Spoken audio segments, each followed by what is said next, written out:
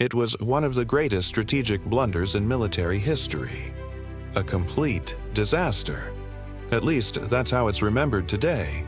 And yet some say that this failure was actually an elaborate deception, a ruse that led to one of the biggest victories in modern history. They call it the Forgotten Victory. But what really happened? For the Soviet Union, it was a time of great tension. It had been almost 4 years since their invasion of Afghanistan, a war that the Soviets seemed unable to win. In an attempt to find a way out, a secret plan was hatched. A daring proposal that involved giving up entire regions to the Mujahideen. But before they could execute their escape, they were attacked. The United States launched a major offensive, codenamed Operation Cyclone. This covert operation would flood Afghanistan with weapons, funding, and ammunition for the Mujahideen, effectively turning the tide of the war. It was a masterstroke of American foreign policy, at least according to some. But others tell a different story, one of betrayal, double talk, and a forgotten victory. Welcome to the channel. It's me, and today we are going to look at the curious case of the Great Game. If you enjoyed this episode, then make sure to subscribe. But now let's travel back in time to 1986. By all accounts, the Soviets were in trouble. The war in Afghanistan was increasingly unpopular, and the Mujahideen were well funded by outside powers, most notably America and Saudi Arabia. The Soviet leadership knew they couldn't continue indefinitely without suffering a major defeat. So they began to search for a way out. Enter the secret plan known as the Geneva Scenario. It involved giving up certain areas to the Mujahideen and making it appear as though the Soviets had been defeated.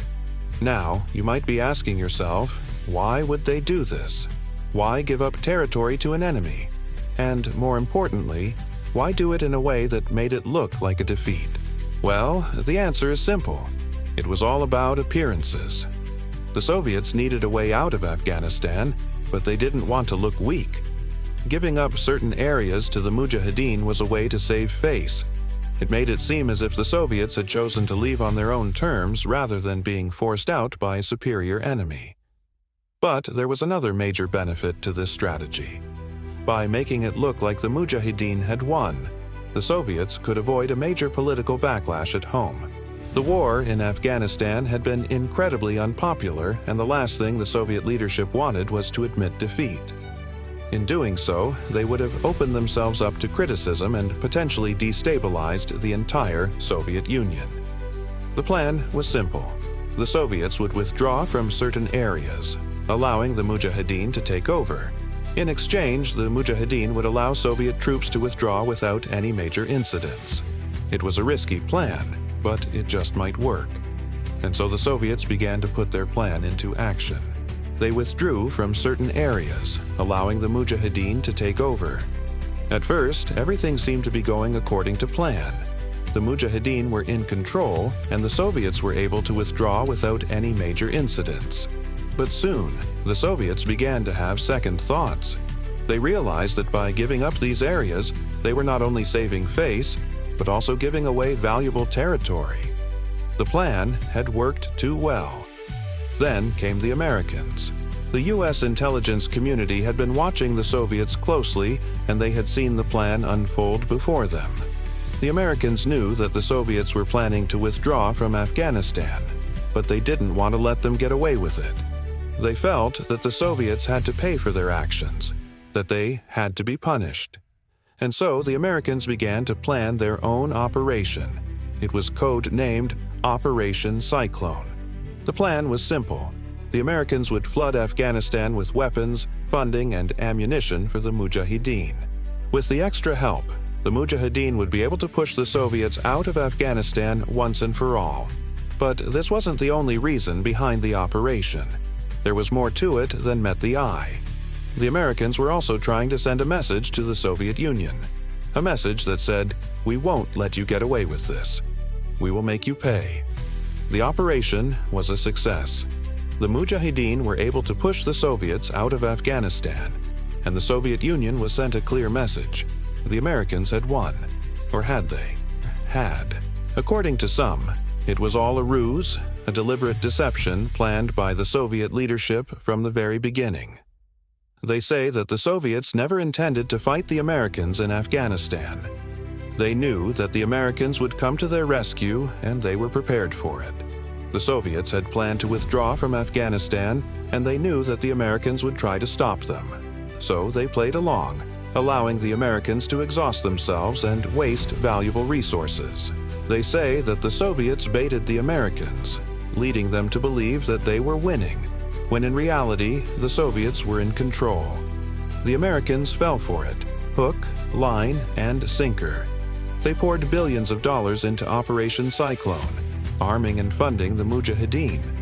All the while, the Soviets were laughing all the way to the bank. So who really won the war in Afghanistan? The Americans or the Soviets? Well, that depends on who you ask.